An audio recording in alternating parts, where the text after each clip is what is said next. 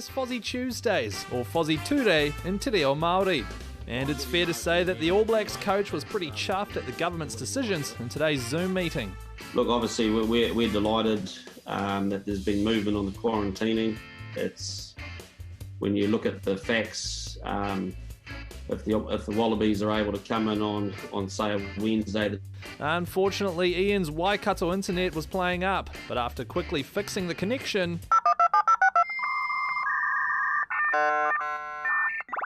we were back in business. What we see is the change in quarantine has given us a situation that both teams have sufficient time, adequate time and equal time to prepare, and can't wait for them to come over. Ian also reckons there's no beef between the two rugby unions, although there totally is. This is not a personal thing. The Wallabies are just trying to do the best thing for the Wallabies. But there's a whole lot of things we're trying to do to make sure that it works for them. But at the end of the day, I think we've got a responsibility to honour the legacy of the Bledisloe series and play it. As a Kiwi footy fan, I certainly agree. And it was also nice to hear that reports of key players refusing to head to Aussie for 9 weeks to play in the championship were largely exaggerated. I haven't heard from any player at all that they're not coming. You know, last year we went to a World Cup for 7 weeks. And this week we've got to go to Aussie and play a rugby championship for 7 weeks. And then you've got 2 weeks quarantining on the end. So what I've heard from some players is that they've got some questions.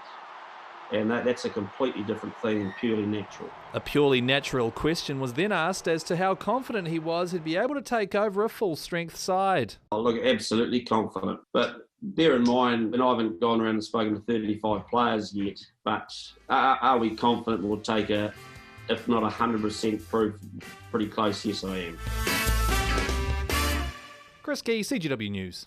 Now Fozzie is Zooming then. Why can't we should provide New Zealand Rugby and Joe Locke just with Fozzie Tuesday background for him? Yeah, they should. A virtual background, because it's real boring, his background. Yeah, no offence, Fozzie. Tough to get good internet in the Tron sometimes, you know, because everyone goes on at the same time. I don't know what they're looking at. Afternoon footy. Oh, is it? I know exactly what they're looking at. But the big news, obviously, they changed the day, so it doesn't clash with the election on the 17th. And that is massive because I think you can vote up until 7, kick off at 7:05. That would have made it quite tight just during the stretches and that to actually have to, you know... I tell you what, if you're voting at 7 o'clock at 6:59, you've got your priorities wrong. That's right, haven't you? Well, some people are busy. They will. But it is good because that means that they have made the compromise. There's been a compromise with the broadcaster, no doubt. There's been a compromise with the Wallabies. Everybody's happy. We're going to get a couple of tests in New Zealand.